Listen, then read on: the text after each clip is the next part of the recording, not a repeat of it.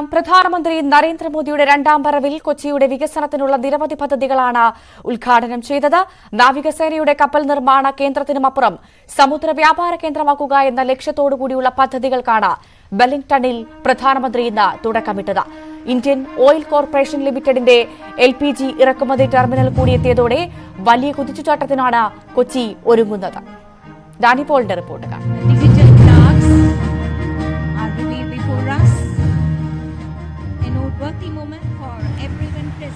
മൂന്ന് സുപ്രധാന പദ്ധതികളാണ് കൊച്ചിയിൽ പ്രധാനമന്ത്രി നരേന്ദ്രമോദി ഉദ്ഘാടനം ചെയ്തത്.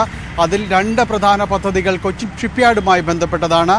ഇന്ത്യയിൽ തന്നെ ഒരു മാരിടൈം ഹബ്ബാക്കി കൊച്ചിയെ മാറ്റുക, രാജ്യത്തെ ഏറ്റവും തന്ത്രപ്രധാനമായ ഒരിടമാക്കി ഈ കപ്പൽ നിർമ്മാണ മേഖലയിലടക്കം കൊച്ചിയെ മാറ്റുക എന്ന ലക്ഷ്യത്തോടെ കൂടി സ്ഥാപിതമാകുന്നതാണ് ഈ രണ്ട് പദ്ധതികൾ. അതിൽ ഡ്രൈഡോക്ക് പദ്ധതി 1800 കോടി രൂപ ചിലവ് വരുന്ന പദ്ധതിയാണ്. 70,000 ടൺ കേവ് ഭാരമുള്ള വലിയ കപ്പലുകൾ, വിമാനവാഹിനി കപ്പലായാലും അത് വലിയ ചരക്ക് കപ്പലായാലും അതിനെ ഉൾക്കൊള്ളാൻ കഴിയുന്ന രീതിയിൽ, അതിൻ്റെ നിർമ്മാണത്തിന് ഉതകുന്ന രീതിയിൽ പര്യാപ്തമായ വലിയ ഡ്രൈഡോക്ക് സംവിധാനത്തോടു കൂടി നിർമ്മിച്ച ഒരു പദ്ധതിയാണിത്. അത് ലോകത്തിലെ തന്നെ ഒരു ആദ്യ പദ്ധതികളിൽ ഇത്തരം ഒരു സംവിധാനങ്ങളിൽ ആദ്യത്തേതെന്നാണ് വിശേഷിപ്പിക്കപ്പെടുന്നത്. അങ്ങനെ അത് കൂടുതൽ കരുത്ത് കപ്പൽ നിർമ്മാണ മേഖലയിൽ കൂടുതൽ കരുത്ത് പകരുക എന്ന രീതിയിൽ തന്നെ ഇന്ത്യക്ക് സഹായകരമാകുന്ന മുതൽക്കൂട്ടാകുന്ന ഒരു പദ്ധതിയാണ്.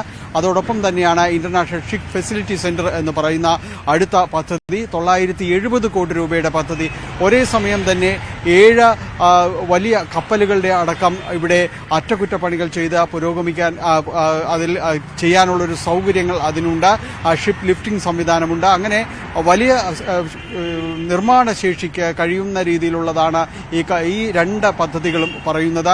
4000-ഓളം പേർക്ക് ഈ രണ്ട് പദ്ധതികളുമായി തൊഴിൽ ലഭിക്കുകയും ചെയ്യുന്നുണ്ട്. അങ്ങനെ രണ്ട് പദ്ധതികളും കൊച്ചിയുടെ വലിയ മാറ്റങ്ങൾക്ക് ഇതിൽ നന്ദി കുറിക്കും എന്ന് തന്നെയാണ് അദ്ദേഹം സൂചിപ്പിക്കുകയും ചെയ്യുന്നത്. ഇത് കൊച്ചിയെയും അതുമാത്രവുമല്ല കേരളത്തിലെ തന്നെ കപ്പൽ നിർമ്മാണ രംഗത്ത് ഒരു പ്രധാനപ്പെട്ട ഇടമായി കൊച്ചി കപ്പൽശാലയെ മാറ്റാൻ ഉതകുമെന്ന് അദ്ദേഹം സൂചിപ്പിക്കുകയുണ്ടായി. ഒപ്പം പുതുവൈപ്പിനിലെ LPG ഇറക്കുമതി ടെർമിനൽ, ദക്ഷിണേന്ത്യയിലെ തന്നെ വലിയ സാധ്യതകൾ മുന്നിൽ കണ്ടുകൊണ്ടുള്ള ടെർമിനൽ, ഈ മൂന്ന് പദ്ധതികളും വലിയ ആശയങ്ങളോടെ നടപ്പിലാക്കുന്നതാണെന്ന് അദ്ദേഹം ഈ ചടങ്ങ് ഉദ്ഘാടനം ചെയ്തുകൊണ്ട് പറഞ്ഞു. हमारे पोर्ट सिटीज थे, आज जब भारत फिर से ग्लोबल ट्रेड का एक बड़ा केंद्र बन रहा है, तब हम फिर से अपनी समुद्र शक्ति को बढ़ाने में जुटे हैं. इसके लिए केंद्र सरकार समुद्र किनारे बसे कोच्चि जैसे शहरों का सामर्थ्य और बढ़ाने में जुटी है. हम यहां के पोर्ट्स की कैपेसिटी को बढ़ाने पर काम कर रहे हैं, पोर्ट इंफ्रास्ट्रक्चर पर निवेश कर रहे हैं.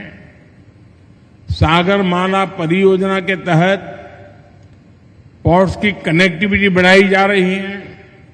साथियों, आज यहां देश को अपना सबसे बड़ा ड्राई डॉक मिला है.